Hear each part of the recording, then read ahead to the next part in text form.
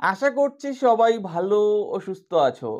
তো বন্ধুরা, যারা তোমরা জিএনএম ও এএনএম এর জন্য প্রস্তুতি গ্রহণ করছো, তাদের জন্য আজকের এই ভিডিওটি খুব বেশি গুরুত্বপূর্ণ।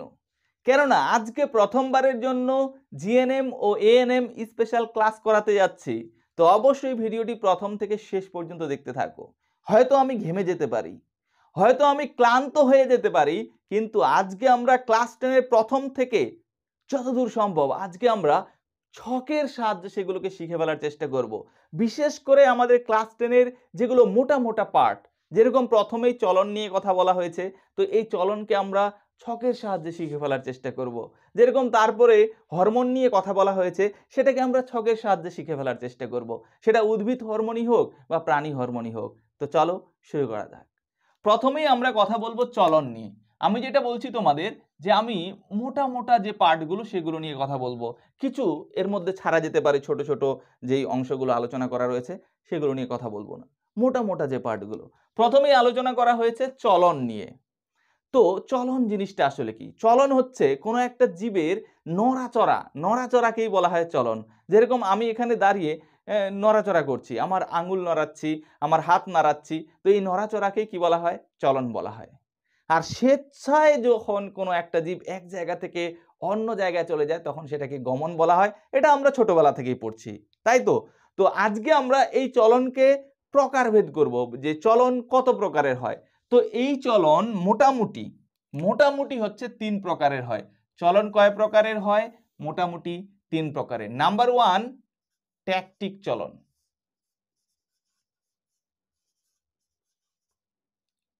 ট্যাকটিক চলন, চলনটা লিখলাম না, ওকে, কারণ এই জায়গাটা আমার কাজে আসবে, বুঝছো? তো এরপরে দেখো, ট্যাকটিকের পর ট্রপিক, ট্রপিক চলন, এবং তারপরে হচ্ছে ন্যাস্টিক চলন। তাহলে চলন কয় প্রকারের? 3 প্রকারের। কি কি? ট্যাকটিক চলন, ট্রপিক চলন আর ন্যাস্টিক চলন। এবার চলো আমরা প্রথমে কথা বলি ট্যাকটিক চলন কাকে বলে। দেখো, এই যে চলন ব্যাপারটা, এই যে নড়াচড়া ব্যাপারটা, এটা নির্ভর করবে উদ্দীপকের উপর। এবার তুমি বলবে উদ্দীপক কি? তো উদ্দীপক হচ্ছে যার জন্য কোনো একটা জীব সাড়া প্রদান করে। যেরকম ভাবে আমাকে আমার বন্ধু চিমটি কাটলো, তো আমি সঙ্গে সঙ্গে হাতটাকে সরিয়ে নিব। এই যে চিমটি, এই যে স্পর্শটা, তো এই স্পর্শটা হচ্ছে উদ্দীপক। যার জন্য একটা জীব সাড়া দেয়, সেটা হচ্ছে উদ্দীপক। যেরকম ভাবে তুমি গরম জলে হাত দিলে, আরে বাবা খুব গরম, সরিয়ে নিলে, তো এখানে এই যে গরম জলটা, সেটা হচ্ছে উদ্দীপক। যার জন্য একটা জীব সাড়া প্রদান করছে, সেটা হচ্ছে উদ্দীপক। তো চলন সবসময় এই উদ্দীপকের উপর নির্ভর করেই হয়, কিন্তু এই উদ্দীপকের বিভিন্ন অবস্থার উপর ডিপেন্ড করেই এই চলনকে আমরা 3 ভাগে ভাগ করেছি। কি কি? ট্যাকটিক চলন, ট্রপিক চলন আর ন্যাস্টিক চলন। প্রথমে আমরা কথা বলছি ট্যাকটিক চলন। তো ট্যাকটিক চলন সর্বদা উদ্দীপকের কিসের উপর নির্ভর করবে? না, উদ্দীপকের গতিপথ ও তীব্রতার উপর নির্ভর করবে। কি করবে? গতিপথ ও তীব্রতা। অর্থাৎ উদ্দীপকটা কোন দিক থেকে এসেছে, তার গতিপথটা এবং তার তীব্রতা, অর্থাৎ এটা কত বেশি বা কম, সেটার উপর নির্ভর করেই এই ট্যাকটিক চলনটা সম্পন্ন হবে। ওকে, এরপরে দেখো ট্রপিক চলন, ভেরি ইজি। এই যে দুটো উদ্দীপকের দুটো অবস্থার কথা বলা হয়েছে, একটা গতিপথ আর একটা তীব্রতা, এর মধ্যে ট্রপিক চলন শুধুমাত্র গতিপথের উপর নির্ভর করে হয়। গতিপথ অর্থাৎ শুধুমাত্র প্রথমটা, আর ন্যাস্টিক চলন তার উপরেরটা অর্থাৎ তীব্রতা। ভেরি ইজি না? তীব্রতা।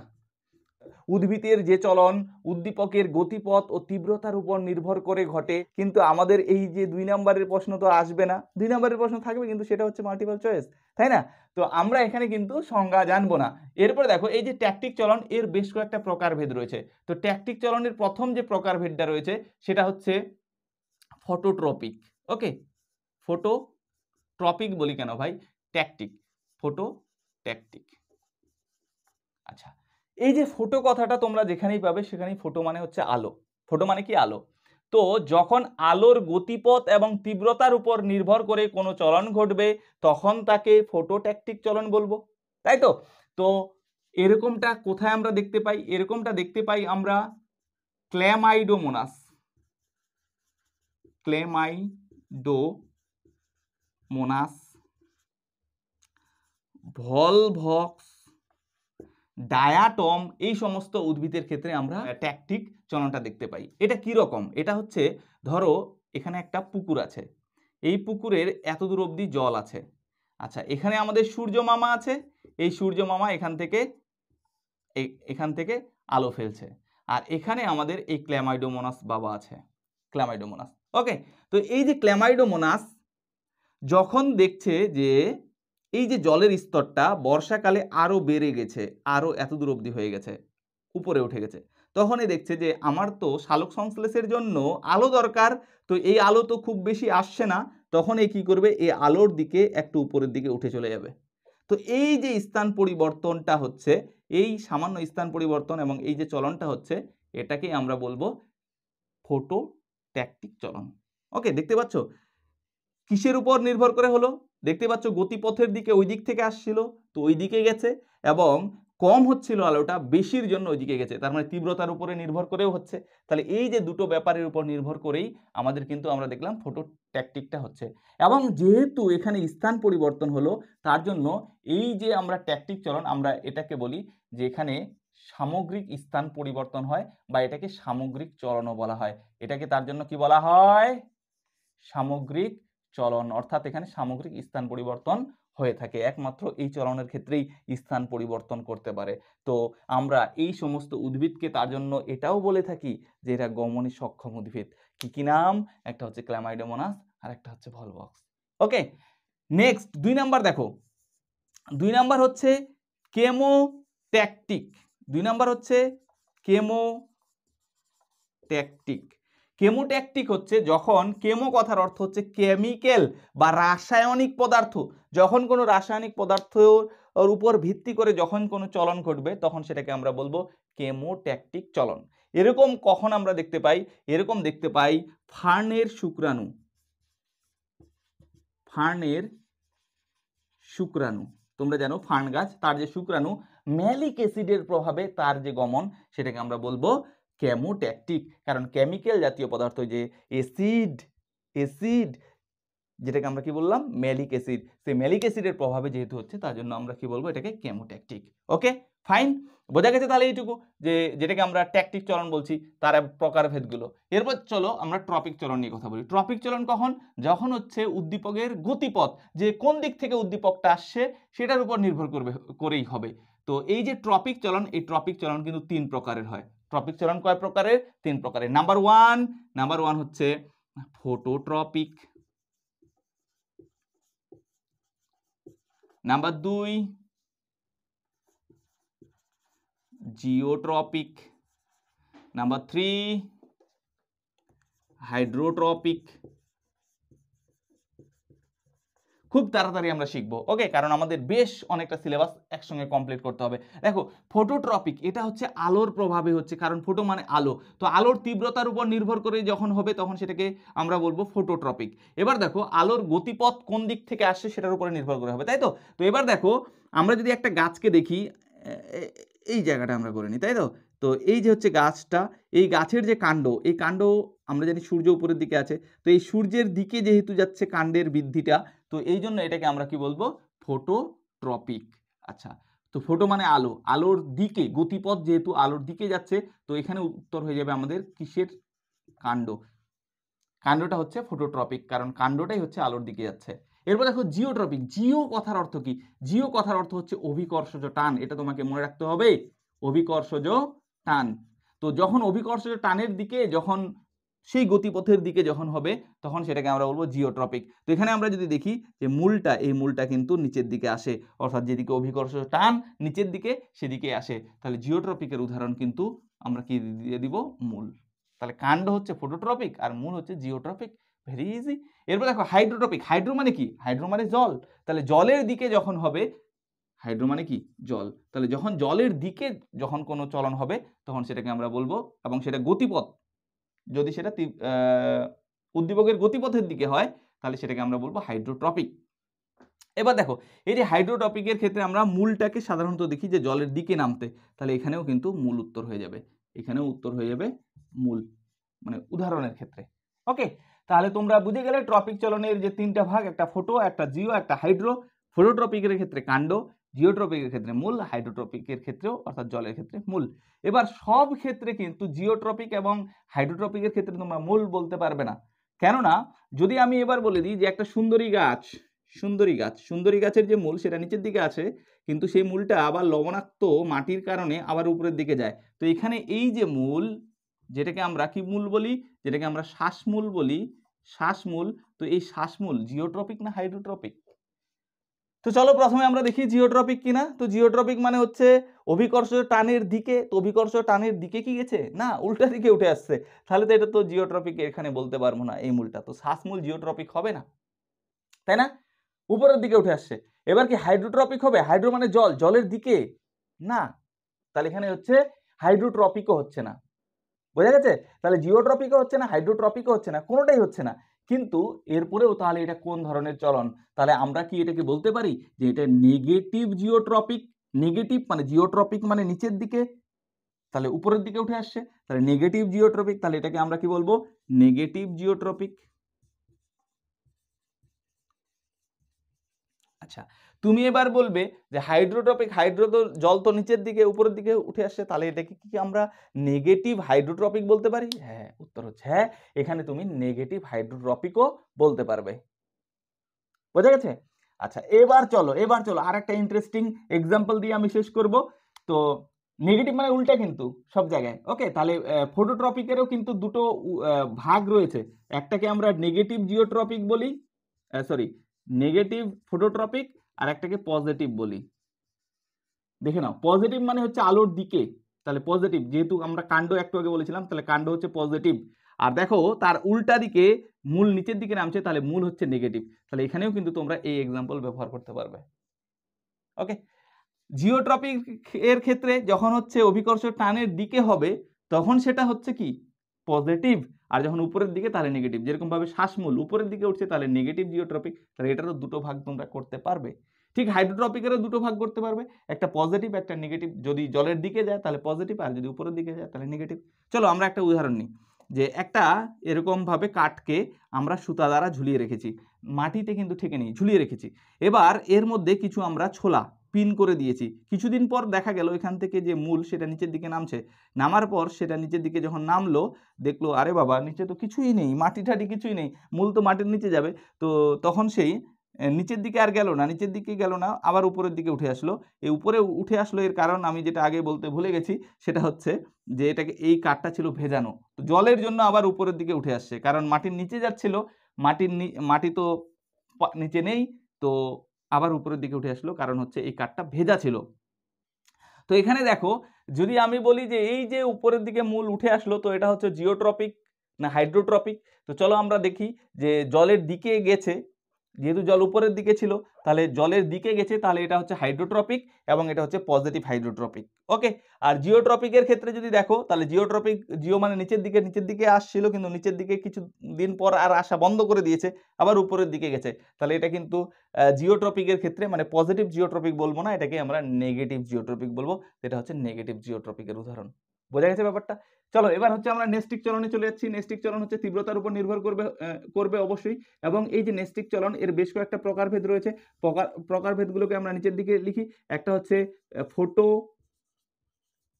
নেস্টিক, তারপর হচ্ছে থার্মো নেস্টিক, তারপর হচ্ছে কেমো নেস্টিক, তারপরে সিসমো নেস্টিক,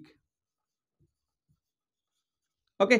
তাহলে এই যে ফোটোনেস্টিক, তারপর হচ্ছে থার্মোনেস্টিক, কেমোনেস্টিক, সিসমোনেস্টিক, এগুলো উদাহরণ পড়বে। ফোটো মানে আলো, তো আলোর তীব্রতার উপর নির্ভর করে যখন হবে তখন সেটাকে আমরা বলবো ফোটোনেস্টিক। এরকম দেখা যায় হচ্ছে পদ্মফুলে হচ্ছে সরি পদ্মফুলে হচ্ছে আমাদের ফোটোনেস্টিক দেখা যায়। থার্মোনেস্টিক, এটা হচ্ছে থার্মো মানে উষ্ণতা, যেরকমভাবে আমাদের উষ্ণতা মাপক যন্ত্রের নাম হচ্ছে থার্মোমিটার, তো থার্মোনেস্টিক, থার্মো মানে উষ্ণতা, এটা দেখা যায় টিউলিপ ফুলে, ওকে? আচ্ছা, কেমোনেস্টিক, কেমো মানে হচ্ছে কি রাসায়নিক পদার্থ, এই যেখানে বলছিলাম, কোথায় বলছিলাম, এই যেখানে কেমো। তো কেমো মানে হচ্ছে রাসায়নিক পদার্থ, রাসায়নিক পদার্থের তীব্রতার উপর যখন নির্ভর করে হবে তখন সেটাকে কেমোনেস্টিক বলবো। তো এরকম দেখা যায় হচ্ছে পতঙ্গভোগ উদ্ভিদে, যেরকম ভাবে কলসপত্রী, সূর্য শিশির, আর সিসমোনাস্টিক, সিসমো মানে চাপ, চাপের উপর নির্ভর করে যদি হয় তাহলে সেটা হবে সিসমোনাস্টিক। যেরকমভাবে লজ্জাবতী, তাহলে লজ্জাবতী গাছের মধ্যে এটা দেখা যায়, যেটা হচ্ছে এই লজ্জাবতী গাছের যে হচ্ছে চলন সেটা হচ্ছে আবিষ্কার করেছিলেন কে? ওই যে জগদীশচন্দ্র বসু। তার আবিষ্কৃত যন্ত্রের নাম হচ্ছে ক্রেস্কোগ্রাফ আর রেজোন্যান্স রেকর্ডার। এছাড়াও তিনি হচ্ছে বনচারাল উদ্ভিদের ক্ষেত্রে প্রকরণ চলন সেটাও লক্ষ্য করেন। তো এগুলো কিন্তু ছোট ছোট 1-2 নম্বরের প্রশ্ন আসতে পারে, তো সেগুলো অবশ্যই তোমাদের জানিয়ে দেওয়ার চেষ্টা করলাম। এবার দেখো তাহলে আমাদের চলন ব্যাপারটা মোটামুটি শেষ। চলনের পর আমরা চলে যাচ্ছি এরপরে হচ্ছে উদ্ভিদ হরমোন, অর্থাৎ হচ্ছে অক্সিন, জিবরেলিন, সাইটোকাইনিন। তো চলো আমরা এটুকে মুছে নিই। তো বন্ধুরা এবার আমরা আলোচনা করব উদ্ভিদ হরমোন। একই সঙ্গে আমার মুখের ঘাম এবং তার সঙ্গে সঙ্গে বোর্ড দুটোই পরিষ্কার করে নিয়েছি। তো চলো চটপট আমরা এই উদ্ভিদ হরমোন নিয়ে কথা বলি। হরমোন এটা একটা রাসায়নিক পদার্থ, এটা তোমাকে মনে রাখতে হবে, রাসায়নিক পদার্থ। এবং এই যে রাসায়নিক পদার্থটা, এই রাসায়নিক পদার্থ বিশেষ কোনো কোষগুচ্ছ থেকে উৎপন্ন হয়ে ব্যাপন প্রক্রিয়া দূরে বাহিত হয়, এবং দূরে বাহিত হওয়ার পর একটা নির্দিষ্ট কাজ করে এবং তারপরে ধ্বংস হয়ে যায়, পরিণতি ধ্বংসপ্রাপ্ত। তো অবশ্যই মনে রাখতে হবে এই যে হরমোন এর সংজ্ঞাটা, মানে সংজ্ঞা থেকে তোমার শর্ট প্রশ্ন আসতে পারে এই জন্য। ওকে, এবার এই যে উদ্ভিদ হরমোন এগুলো কে ফাইটো হরমোন বলা হয়, এটাও কিন্তু মনে রাখতে হবে। উদ্ভিদ হরমোনের আরেকটা নাম কি না, এটাকে ফাইটো হরমোন বলা হয়, ফাইটো হরমোন। তুমি বলবে কেন বলা হয়? কারণ হচ্ছে যেহেতু উদ্ভিদের বেশিরভাগ হরমোনগুলি বৃদ্ধিতে সাহায্য করে, এই জন্য ফাইটো হরমোন বলা হয়। এবং প্রথম যে আবিষ্কৃত হরমোন উদ্ভিদ হরমোন সেটার নাম হচ্ছে অক্সিন। এই যে অক্সিন এটা প্রথম আবিষ্কার করেছিল বিজ্ঞানী ভেন্ট। কি নাম? বিজ্ঞানী ভেন্ট। কত সালে না 1928 সালে। তো এতটুকু তোমরা মনে রাখতে পারো। এবং এই যে হরমোন শব্দটা প্রথম ব্যবহার করেছিল বেলিস এবং স্টার্লিং 1905 সালে, এটাও মনে রাখতে পারো। বেলিস এবং স্টার্লিং 1905 সালে প্রথম এই হরমোন শব্দটা ব্যবহার করেন, এবং এই হরমোন শব্দটা এসেছে হরমাও থেকে, যার অর্থ হচ্ছে উত্তেজিত করা। এরপরে চলো এই উদ্ভিদ হরমোনকে আমরা 3 ভাগে ভাগ করতে পারি। কি কি? প্রাকৃতিক উদ্ভিদ হরমোন, প্রাকৃতিক উদ্ভিদ হরমোন। ওকে, নাম্বার 2 কৃত্রিম, কৃত্রিম উদ্ভিদ হরমোন, উদ্ভিদ হরমোন। এবং নাম্বার 3 হচ্ছে প্রকল্পিত উদ্ভিদ হরমোন। ওকে, তো এই হলো উদ্ভিদ হরমোনের 3টা শ্রেণী বিভাগ। এরপর দেখো প্রাকৃতিক উদ্ভিদ হরমোন কোনগুলো। নাম্বার 1 প্রাকৃতিক উদ্ভিদ হরমোনের মধ্যে অক্সিন, নাম্বার 2 জিব্বেরেলিন, জিব্বেরেলিন, এবং নাম্বার 3 সাইটোকাইনিন, সাইটোকাইনিন। এগুলো হচ্ছে প্রকৃতিক, মানে প্রকৃতির নিয়ম অনুসারেই উদ্ভিদের দেহে তৈরি হয়। তো এই অক্সিন, জিবরেলিন, সাইটোকাইনিন এগুলো হচ্ছে প্রাকৃতিক উদ্ভিদ হরমোন। এছাড়াও আরও রয়েছে ABA, এটা অ্যাবসিসিক অ্যাসিড বলা হয়, এবং ইথিলিন, এটাও কিন্তু মনে রাখতে পারো, ইথিলিন। ওকে, আচ্ছা কৃত্রিম উদ্ভিদ hormone IBA indole butyric acid, IPA indole propanoic acid, 2,4-D মনে রাখতে হবে, 2,4-D 2,4-ডাইক্লোরোফেনক্সি অ্যাসিটিক অ্যাসিড। ওকে, এরপরে মনে রাখতে হবে NaA naphthoxy acetic acid. Clear?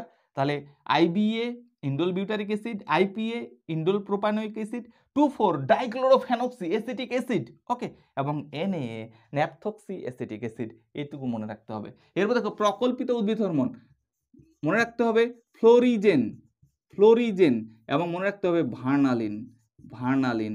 এগুলোকে প্রকল্পিত বলা হয়। এগুলো মনে করা হয় যে এগুলো আছে এবং এগুলোর কাজ নির্দিষ্ট কোনো কাজ মনে করা হয় এই কাজগুলো করে।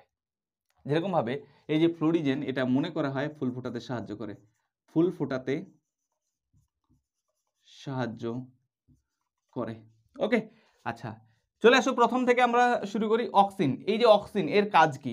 এই অক্সিনের কাজ হচ্ছে প্রথম অগ্রস্থ প্রকটতা ঘটানো, অগ্রস্থ প্রকটতা, ভেরি ভেরি ইম্পর্টেন্ট। অগ্রস্থ প্রকটতা এই যে কাজটা কে ঘটায়? এই কাজটা ঘটায় অক্সিন। এবার তুমি বলবে যে এই অগ্রস্থ প্রকটতা আসলে জিনিসটা কি? এই অগ্রস্থ প্রকটতা হচ্ছে অগ্র মুকুলের বৃদ্ধি, একটা গাছের উপরের যে শীর্ষ মুকুল সেটার বৃদ্ধি করতে সাহায্য করা, এটাই হচ্ছে অগ্রস্থ প্রকটতা। বাকি বইয়ের মধ্যে যা আছে সেগুলো ছেড়ে দাও, শুধু অগ্র মুকুলের বৃদ্ধিকেই অগ্রস্থ প্রকটতা বলা হয়। অগ্র মানে হচ্ছে সামনের ভাগ, প্রকটতা মানে সেটাকে প্রকট করা, বৃদ্ধি করা, সেটাই হচ্ছে অক্সিনের মূল কাজ। ওকে, আর বেশি কিছু তোমাকে মাথায় রাখতেই হবে না, এইটুকু মাথায় রাখলেই অগ্রস্থ প্রকটতার ব্যাপারটা ক্লিয়ার। এরপর দেখো পার্থেনোকার্পি, পার্থেনোকার্পি কার্পি। এটা খুবই গুরুত্বপূর্ণ একটা কাজ অক্সিনের। কি এই কাজটা? পার্থেনোকার্পি। এই যে অক্সিন, এই অক্সিনের কৃত্রিম অক্সিন ব্যবহারের মাধ্যমে বীজবিহীন ফল তৈরি করার ঘটনাকে বলা হয় পার্থেনোকার্পি। যেরকম ভাবে তোমরা জানো আঙ্গুরের বীজ হয় না, কিন্তু অ্যাকচুয়ালি আঙ্গুরের তো বীজ থাকে, ফল মানেই বীজ থাকবে।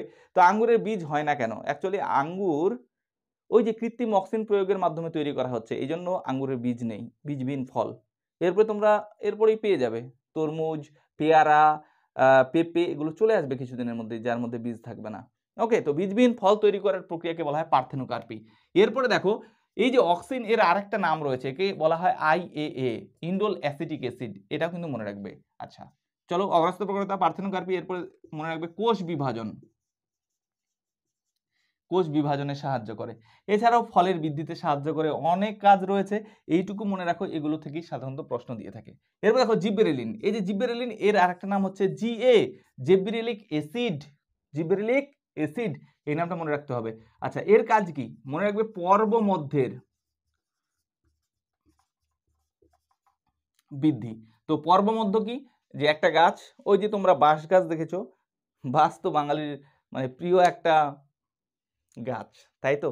তো বাঁশ গাছের মধ্যে তোমরা যে গিঁটগুলো দেখতে পাও, সেই গিঁটের মধ্যবর্তী অংশকে বলা হয় পর্বমধ্য। প্রত্যেকটা গাছের থাকে, তো এই পর্বমধ্যের বৃদ্ধি করতে সাহায্য করে জিব্বেরেলিন। এছাড়া হচ্ছে ফলের বৃদ্ধিতে সাহায্য করে।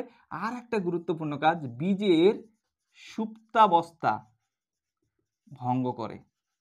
বীজের সুপ্তাবস্থা ভঙ্গ করতে সাহায্য করে জিব্রেলিন। বীজের সুপ্তাবস্থা বলতে, একটা বীজকে যখন তুমি বাড়িতে নিয়ে এসে রাখো, গমকে তুলে রাখলা, তাহলে সেই গম থেকে কিন্তু গম গাছ আর জন্মায় না যতক্ষণ শুকিয়ে থাকে। আবার যখন হচ্ছে মাটিতে পড়ে, তখন আবার নতুনভাবে কি হয়? গাছ হয়। তো এই যে হচ্ছে চুপচাপ থেকে যাওয়া, এটাকে বলা হয় সুপ্তাবস্থা বা ঘুমন্ত দশা। তো এটা ঘটাতে সাহায্য করে জিব্রেলিন। তো এই যে মানে এটা ঘটাতে না, অ্যাকচুয়ালি এই যে অবস্থাটা, এটাকে ভাঙতে, যে ঘুম ভেঙে ফেলা, সেই ভেঙে ফেলতে সাহায্য করে জিব্রেলিন। ওকে, কারণ হচ্ছে এর মধ্যে একটা আলফা অ্যামাইলেজ উৎসেচককে সক্রিয় করে, তার মাধ্যমে এই ঘটনাটা ঘটে। এরপর দেখো সাইটোকাইনিন। সাইটোকাইনিনের কাজ কি? মনে রাখবে এই সাইটোকাইনিন ডাব, তারপর হচ্ছে টমেটো, তারপর হচ্ছে ভুট্টা, এইগুলোর বীজে মানে ডাবের জলে ভুট্টার যে স্কুটেলাম বলা হয়, সেই ভুট্টার মধ্যে এবং টমেটোর রসে সাইটোকাইনিন পাওয়া যায়। খুব বেশি গুরুত্বপূর্ণ। এর কাজ কি? এর কাজ হচ্ছে পার্শ্বমুকুলের বৃদ্ধি। ঠিক আছে, এই যেরকম অগ্রমুকুলের বৃদ্ধি করে, এই হচ্ছে পার্শ্বমুকুল বা কাক্ষিক মুকুল বলতে পারো। কাক্ষিক মুকুলের বৃদ্ধিতে সাহায্য করে, এটা হচ্ছে গুরুত্বপূর্ণ কাজ। আর একটা কি? বার্ধক্য দশা বিলম্বিত করা। বার্ধক্য দশা বিলম্বিত করা, অর্থাৎ তাড়াতাড়ি বুড়ো হয়ে যাওয়া, সেটাকে বাধা দেয় সাইটোকাইনিন উদ্ভিদের ক্ষেত্রে। এছাড়া হচ্ছে আরেকটা হচ্ছে পত্রমোচন রোধ। পত্রমোচন রোধ করতে সাহায্য করে, রোধ করা। এই যে কাজগুলো, এগুলো হচ্ছে সাইটোকাইনিন। এরপর দেখো ABA, এর পুরো নাম হচ্ছে অ্যাবসিসিক অ্যাসিড। এ কি করে? এই যে এটা, এ হচ্ছে কোন একটা বীজকে সুপ্তাবস্থায় রাখে, যেরকম ভাবে এ ভঙ্গ করতে সাহায্য করে জিব্রেলিন, এই সুপ্তাবস্থা ধরে রাখতে সাহায্য করে। যখন কোনো একটা বীজকে তুমি মাটিতেও ফেললে, সে যদি জল না পায়, সে যদি বায়ু না পায়, আলো না যদি না পায়, তাহলে সে চুপচাপ থেকে যাবে। সেটা হচ্ছে করতে সাহায্য করে ABA। আর ইথিলিন, এ কি করে? ফল পাকতে সাহায্য করে, তাহলে এই হয়ে গেল মোটামুটি আমাদের অক্সিন, জিবরেলিন, সাইটোকাইনিন এবং ইথিলিন এবং ABA সম্পর্কে ছোট্ট করে আলোচনা। এরপর চলো IBA, ইন্ডোল বিউটারিক অ্যাসিড, এবং IPA, ইন্ডোল প্রোপানোয়িক অ্যাসিড, এবং NA, এই যে তিনটে হরমোন, এগুলো হচ্ছে মূলত হচ্ছে IBA এবং NA শাখা কলম তৈরিতে সাহায্য করে, শাখা কলম তৈরিতে সাহায্য করে। ওকে, এছাড়া হচ্ছে ফলের যে মোচন, ফল মোচন রোধ করতে। আর এই যে 2,4-D আছে না, এ হচ্ছে আগাছা নাশক হিসাবে কাজ করে, আগাছা নাশক হিসাবে কাজ করে। আচ্ছা, এই যে IBA এবং NA আছে, এর আরেকটা কাজ হচ্ছে পার্থেনোকার্পি, অর্থাৎ হচ্ছে বীজবিহীন ফল তৈরি করার ঘটনা। বোঝা গেছে? তাহলে এই হয়ে গেল মোটামুটি আমাদের উদ্ভিদ হরমোন, মোটামুটি একটা আলোচনা। কারণ আর কয়েকদিন পরেই তোমাদের পরীক্ষা, খুব তাড়াতাড়ি আলোচনা করার চেষ্টা করছি। এরপর দেখো উদ্ভিদ হরমোনের পর এরপরে আমরা প্রাণী হরমোন, আবার হচ্ছে বোর্ড এবং সঙ্গে সঙ্গে মুখ দুটোই মুছে ফেলার চেষ্টা করছি। তো বন্ধুরা আবারও আমরা প্রাণী হরমোন অলরেডি পয়েন্ট করে নিয়েছি। এবার আমরা প্রাণী হরমোন নিয়ে খুব সংক্ষিপ্ত আকারে টোটাল যে আমাদের সামারি, সেই সামারি করে নেওয়ার চেষ্টা করব। তো দেখো, প্রাণী হরমোন মূলত দুই ধরনের যে গ্রন্থি সেগুলো থেকে নিঃসৃত হয়। একটা হচ্ছে অন্তঃক্ষরা গ্রন্থি, অন্তঃক্ষরা, আর একটা কি বলতো, প্রাণী হরমোন মূলত দুই ধরনের গ্রন্থি থেকে নিঃসৃত হয়। একটা হচ্ছে অন্তঃক্ষরা, অনেকেই হয়তো মনে মনে ভাবছে যে বহিঃক্ষরা হবে, অ্যাকচুয়ালি না। আর একটা হচ্ছে মিশ্র গ্রন্থি, মিশ্র গ্রন্থি। কারণ হরমোন শুধুমাত্র অন্তঃক্ষরা পার্ট থেকেই নিঃসৃত হতে পারে। বহিঃক্ষরা যে পার্ট বা বহিঃক্ষরা যে গ্রন্থি, সেখান থেকে উৎসেচক নিঃসৃত হয়, মনে থাকবে, উৎসেচক। আর অন্তঃক্ষরা যে পার্ট, সেখান থেকে শুধুমাত্র হরমোন নিঃসৃত হয়। অন্তঃক্ষরা গ্রন্থি হচ্ছে সেই সমস্ত গ্রন্থি যাদের কোনো কি থাকে না, কোনো রকম নালী থাকে না, এরা সরাসরি এখান থেকে বের হয়ে, এই গ্রন্থি থেকে বের হয়ে সরাসরি রক্তে মিশে যায়, সেগুলোই হচ্ছে অন্তঃক্ষরা গ্রন্থি। ওকে, তো এই যে অন্তঃক্ষরা গ্রন্থি, এই অন্তঃক্ষরা গ্রন্থিগুলোর মধ্যে আমাদের যেটা প্রভু গ্রন্থি সেটা হচ্ছে সবাই জানো পিটুইটারি, তাই তো, পিটুইটারি গ্রন্থি। এবং নাম্বার 2 হচ্ছে আমাদের অন্তঃক্ষরার মধ্যে থাইরয়েড গ্রন্থি, থাইরয়েড। আচ্ছা, নাম্বার 3 আমাদের যেটা পড়তে হবে সেটা হচ্ছে অ্যাড্রেনাল। এই তিনটা হচ্ছে আমাদের অন্তঃক্ষরা গ্রন্থির, যে তিনটা হচ্ছে আমাদের ক্লাস 10 সিলেবাসে রয়েছে, পিটুইটারি, থাইরয়েড, অ্যাড্রেনাল। আরও গ্রন্থি রয়েছে, থাইমাস গ্রন্থি, অনেক গ্রন্থি রয়েছে অন্তঃক্ষরা, কিন্তু এই তিনটা আমাদের রয়েছে। আর মিশ্র গ্রন্থি কি? মিশ্র গ্রন্থি যে সমস্ত গ্রন্থির অন্তঃক্ষরা এবং বহিঃক্ষরা দুটো পার্ট রয়েছে, সেগুলোকে আমরা মিশ্র গ্রন্থি বলবো। এরকম মিশ্র গ্রন্থির উদাহরণ কি? একটা হচ্ছে অগ্নাশয়, আর নাম্বার 2 ডিম্বাশয়, আর নাম্বার 3 হচ্ছে শুক্রাশয়, শুক্রাশয়। তো এই তো হচ্ছে তিনটা গ্রন্থি, যে তিনটা গ্রন্থি হচ্ছে আমাদের মিশ্র গ্রন্থি। সবগুলো শেষে শয় শয় শয় আছে। ওকে, তো এবার চলে আসো আমরা পিটুইটারি গ্রন্থি নিয়ে কথা বলবো। তো পিটুইটারি গ্রন্থি থেকে অনেকগুলো হরমোন নিঃসৃত হয়, এবং এই হরমোনগুলো মানে এত কার্যকরী, এরা নিজের কাজ করেই, তাছাড়া হচ্ছে অন্য গ্রন্থিগুলোর যে নিয়ন্ত্রণ সেটাও করে থাকে। এই জন্য এই হচ্ছে বস আর কি, নিজের কাজ করে অন্যের কাজও মানে করতে সাহায্য করে। তো এই জন্য আমরা পিটুইটারি গ্রন্থিকে কি গ্রন্থি বলি? এটাকে আমরা প্রভু গ্রন্থি বলি, প্রভু গ্রন্থি। কিন্তু তোমরা জানো যে এইদিকে হচ্ছে কোনো অঙ্গ যতই কাজ করুক না কেন, আমার হাত যতই কাজ করুক না কেন, পা যতই কাজ করুক না কেন, এই হাত এবং পাকে আবার কন্ট্রোল করছে আমাদের মস্তিষ্ক, তাই তো? ঠিক একই রকম ভাবে আমাদের এই পিটুইটারি যতই কাজ করুক না কেন, একে যতই আমরা প্রভু গ্রন্থি বলি না কেন, এরও আবার প্রভু হচ্ছে আমাদের মস্তিষ্কের একটা অংশ, যেটাকে নাম হচ্ছে হাইপোথ্যালামাস। কি নাম? তো এর যে প্রভু, এর প্রভুর নাম কি? Hypothalamus, hypothalamus. এটাকে আবার বলা হয় প্রভু গ্রন্থির প্রভু বা সুপ্রিম কমান্ডার। কি বলা হয়? Supreme commander. ওকে, এবং এই থ্যালামাস থেকে অনেক হরমোন নিঃসৃত হয়, যে হরমোনগুলো এই পিটুইটারির কোনো হরমোন নিঃসৃত হবে না সেগুলোকে কন্ট্রোল করে। ওকে, তো এটা নিয়ে পরে কথা বলছি। প্রথমে চলে আসো, আমাদের পিটুইটারি থেকে কিছু হরমোন নিঃসৃত হয়, কিছু মানে বেশ কয়েকটি হরমোন নিঃসৃত হয়। সেগুলোকে মনে রাখার জন্য একটা ছোট্ট সংকেত মনে রাখবে, সেটা হচ্ছে ফ্ল্যাট পিগ। কি মনে রাখবে? ফ্ল্যাট পিগ মনে রাখবে, এইটুকু মনে রাখলে হয়ে যাবে। তো এফ থেকে প্রথমে হচ্ছে, এফ থেকে মনে রাখবে ফলিকল স্টিমুলেটিং হরমোন, FSH। ওকে, আচ্ছা, এরপরে হচ্ছে এল, এল থেকে মনে রাখবে LH, লিউটিনাইজিং হরমোন। এরপরে এ থেকে মনে রাখবে ACTH, ভেরি ইজি না? আচ্ছা, টি থেকে মনে রাখবে TSH, thyroid stimulating hormone. P থেকে কি মনে রাখবে? না, পি থেকে মনে রাখবে তোমরা প্রোল্যাকটিন। কি মনে রাখবে? প্রোল্যাকটিন। ওকে, আই থেকে কি মনে রাখবে? ICSH, interstitial cell stimulating hormone. Okay, G থেকে কি মনে রাখবে? জি থেকে মনে রাখবে তোমরা গ্রোথ হরমোন, GH, যেটার আরেকটা নাম কিন্তু STH, সোমাটোট্রপিক হরমোন। তো এইভাবে তোমরা ফ্ল্যাট পিক দিয়ে পিটুইটারি নিঃসৃত সব হরমোনগুলোর নাম মনে রাখতে পারবে। এফ থেকে FSH, follicle stimulating hormone, luteinising hormone, ACTH, adrenocorticotropic hormone, thyroid stimulating hormone, prolactin, ICSH, interstitial cell stimulating hormone, GH, growth hormone বা STH, somatotropic hormone. Very easy. এরপর দেখো FSH, এর কাজ কি? এর কাজ হচ্ছে এই যে ফলিকল, মেয়েদের ক্ষেত্রে এক ধরনের কোষ থাকে যেগুলোর নাম হচ্ছে ফলিকল কোষ। তো সেই ফলিকল কোষগুলোকে স্টিমুলেট করা মানে উত্তেজিত করা, ফলিকল স্টিমুলেটিং হরমোন। তার মানে ফলিকল কোষগুলোকে উত্তেজিত করবে। সেই ফলিকল কোষ যখন উত্তেজিত হয়ে যাবে তখন একটা হরমোন নিঃসৃত হবে মেয়েদের, সেটা হচ্ছে ইস্ট্রোজেন। তাহলে এই যে ইস্ট্রোজেন, এই হরমোনটা উৎপাদনে সাহায্য করে। আমি আর লিখলাম না, অবশ্যই তোমরা এইটুকু মনে রাখো ইস্ট্রোজেন, তাহলে তোমরা হচ্ছে বুঝে যাবে যে ব্যাপারটা কোন অপশনটা তোমাদের ঠিক হবে। তো ইস্ট্রোজেন হরমোনকে নিঃসৃত হতে সাহায্য করে। এরপর দেখো লিউটিনাইজিং হরমোন। দেখো লিউটিনাইজিং হরমোন, কর্পাস লুটিয়াম বলে একটা জায়গা রয়েছে মেয়েদের ক্ষেত্রে, সেই জায়গাটাকে হচ্ছে এই যে এলিচ হচ্ছে উদ্দীপিত করে। তার ফলে কিন্তু মেয়েদের ক্ষেত্রে প্রোজেস্টেরন যে হরমোন সেটা কিন্তু নিঃসৃত হয়। তো প্রোজেস্টেরন হরমোন নিঃসরণে সাহায্য করে, প্রোজেস্টেরন হরমোন নিঃসরণে সাহায্য করে। ওকে, এরপর দেখো ACTH, adrenocorticotropic hormone. Adrenocorticotropic hormone মানে অ্যাড্রিনাল পার্টকে বা অ্যাড্রিনাল কর্টেক্সের যে পার্ট সেটাকে উদ্দীপিত করছে কে? এই যে এই অ্যাড্রিনাল গ্রন্থির কর্টেক্স পার্ট, মানে এটা যদি একটা অ্যাড্রিনাল গ্রন্থি হয় তার উপরের যে পার্ট সেই পার্টকে উদ্দীপিত করছে কে? Adrenocorticotropic hormone. বোঝা গেছে? তো এর কাজ হচ্ছে এই অ্যাড্রিনাল যে গ্রন্থি রয়েছে তার কর্টেক্স পার্টকে উদ্দীপিত করা। তাহলে অ্যাড্রিনাল গ্রন্থির যে কর্টেক্স পার্ট রয়েছে সেই কর্টেক্স পার্টকে উদ্দীপিত করা, অ্যাড্রিনাল কর্টেক্স শুধু লিখলাম। ওকে, এবং এই হরমোনটা যদি বেশি নিঃসৃত হয় তাহলে একটা রোগ হয়, সেই রোগটার নাম মনে রাখবে, সেটাকে কুশিং বর্ণিত রোগ বলা হয়। কুশিং বর্ণিত রোগ। তো অবশ্যই এসিটিএইচ এর এই জায়গাটা মনে রাখবে। আচ্ছা, এরপর দেখো টিএসএইচ, থাইরয়েড স্টিমুলেটিং হরমোন। আচ্ছা, এই থাইরয়েড স্টিমুলেটিং হরমোন এটা তো নিঃসৃত হচ্ছে পিটুইটারি থেকে, না?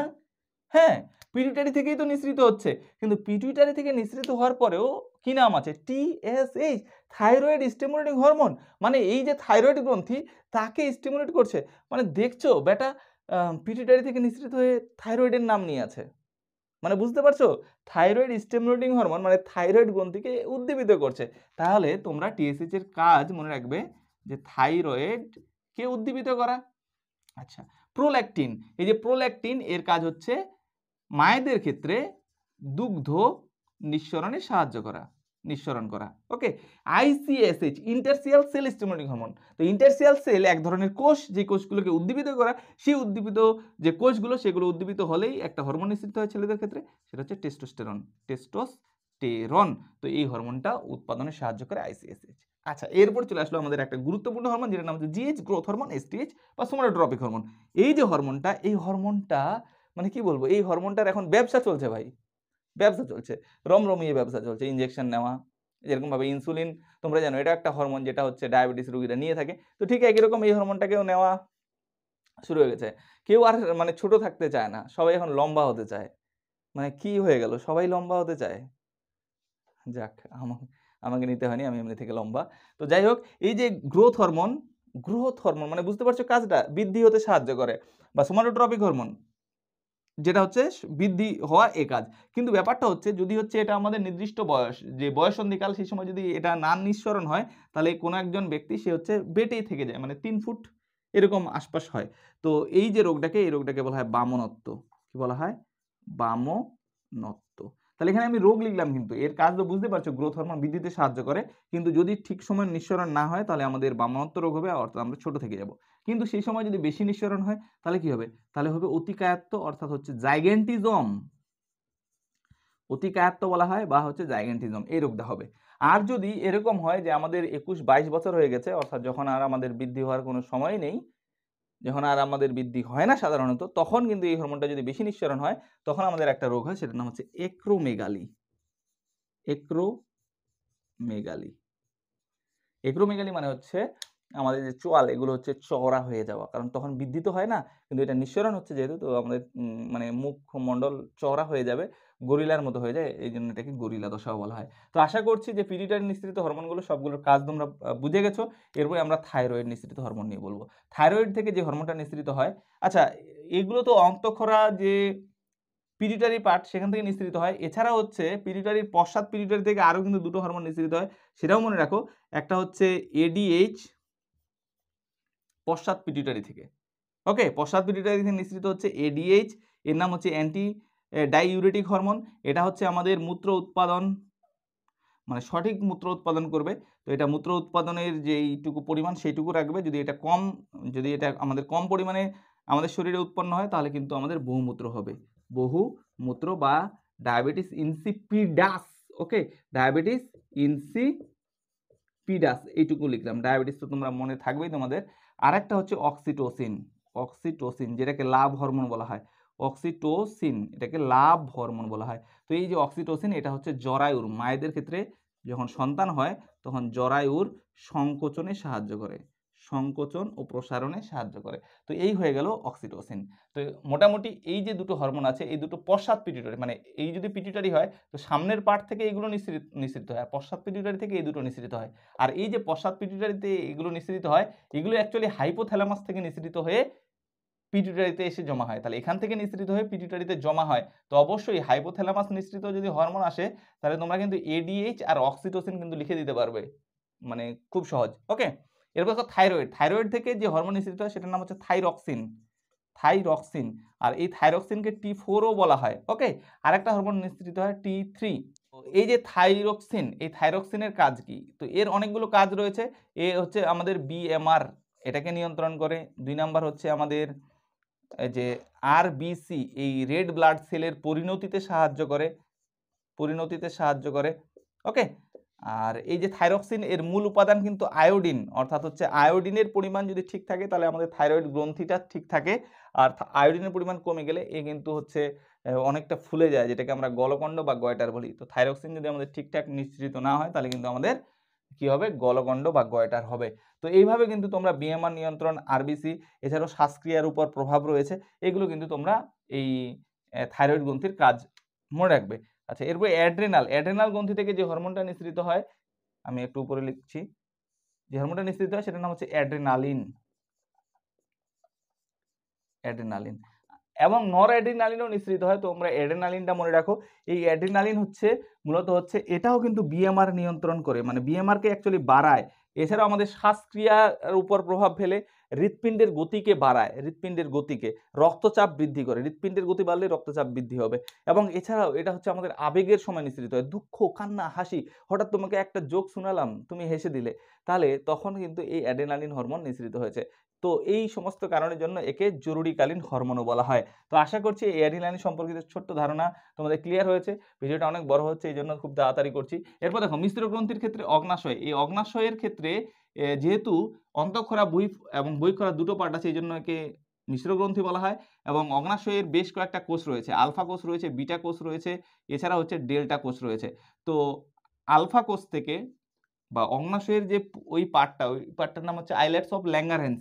তো আইলেটস অফ ল্যাঙ্গারহ্যান্সের আলফা কোষ থেকে নিঃসৃত হয় গ্লুকাগন, কি নিঃসৃত হয়, গ্লুকাগন। আর বিটা কোষ থেকে নিঃসৃত হয় ইনসুলিন, ইনসুলিন। আর ডেল্টা কোষ থেকে সোমাটোস্টেটিন, সোমাটোস্টেটিন। তো এই তিনটে হরমোন নিঃসৃত হয়। এর মধ্যে গ্লুকাগন আর ইনসুলিন পরস্পর বিপরীতধর্মী হরমোন। কেন বিপরীতধর্মী? কারণ এই যে ইনসুলিন, এ হচ্ছে রক্তে গ্লুকোজ কমায়, কি বললাম, গ্লুকোজ কমায়, আর এ কি করে, বাড়ায়। তাহলে বিপরীতধর্মী হলো না? তো অবশ্যই এটাকে বিপরীতধর্মী বলা হয়। আর এই যে ইনসুলিন যদি হচ্ছে আমাদের শরীরে কম থাকে তাহলে কি হবে, এই গ্লুকোজ যেহেতু এ কমায় তাহলে কমানোর কাজ হবে না, শুধু বাড়বে। তাহলে গ্লুকোজ বেড়ে যাওয়া আমাদের শরীরে বা আমাদের রক্তে বেড়ে যাওয়া, সেটার নামই হচ্ছে ডায়াবেটিস। তো যেহেতু হচ্ছে এ যদি থাকে তাহলে আমাদের ডায়াবেটিস হবে না, তো এই জন্য এটাকে অ্যান্টি ডায়াবেটিক বলা হয়, অ্যান্টি ডায়াবেটিক হরমোন। ওকে, যেরকম ভাবে আমাদের এডিএইচ যদি আমাদের ঠিকঠাক থাকে তাহলে আমাদের মূত্র উৎপাদন নর্মাল হবে, আর যদি এটা না থাকে তাহলে বহুমূত্র হবে। তো ঠিক একই রকম ইনসুলিন যদি আমাদের ঠিকঠাক থাকে তাহলে ঠিকঠাক, আর যদি না থাকে, কম থাকে, তাহলে হচ্ছে অ্যান্টি ডায়াবেটিক, না হলে আমাদের ডায়াবেটিস হবে, যেটাকে ডায়াবেটিস মেলিটাস বলা হয় বা মধুমেহ বলা হয়। ওকে, তাহলে এই হয়ে গেল আমাদের অগ্নাশয় সম্পর্কিত ছোট ধারণা। এরপর দেখো ডিম্বাশয়, ডিম্বাশয় থেকে আমাদের দুটো হরমোন মনে রাখতে হবে, একটা হচ্ছে ইস্ট্রোজেন আর একটা হচ্ছে প্রোজেস্টেরন,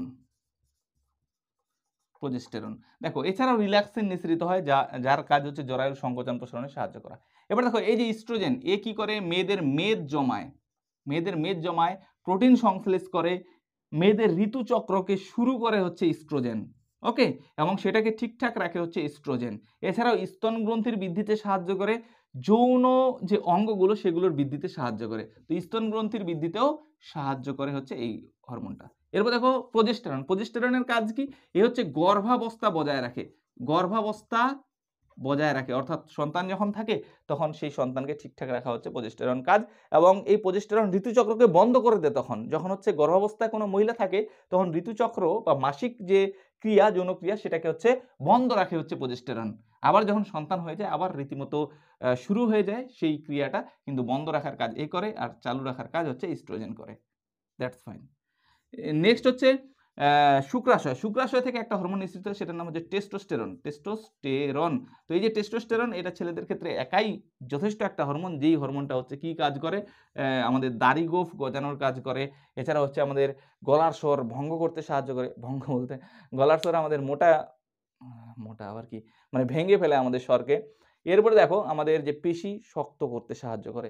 এছাড়া হচ্ছে আমাদের যে জনন অঙ্গ পেনিস বা শিশ্ন, সেটার হচ্ছে বৃদ্ধি করতে সাহায্য করে। তো এই হলো মোটমাট আমাদের প্রাণী হরমোন নিয়ে ছোট্ট আলোচনা। মানে ভিডিওটি অনেক বড় হয়ে গেছে। এছাড়াও যদি তোমাদের কোনো প্রশ্ন থাকে জিএনএম, এএনএম এর যে এই যে ৩টা টপিক, চলন, উদ্ভিদ হরমোন এবং প্রাণী হরমোন নিয়ে, তোমরা অবশ্যই কমেন্ট জানাতে পারো। আমি তোমাদের পাশে রয়েছি। এবং এরপরে আবার হচ্ছে পরের যে পার্টগুলো অবশ্যই আরও মজাদার হতে যাচ্ছে, যেখানে বাকি যে পার্টগুলো খুব সহজভাবে তোমাদের সামনে উপস্থাপন করার চেষ্টা করব।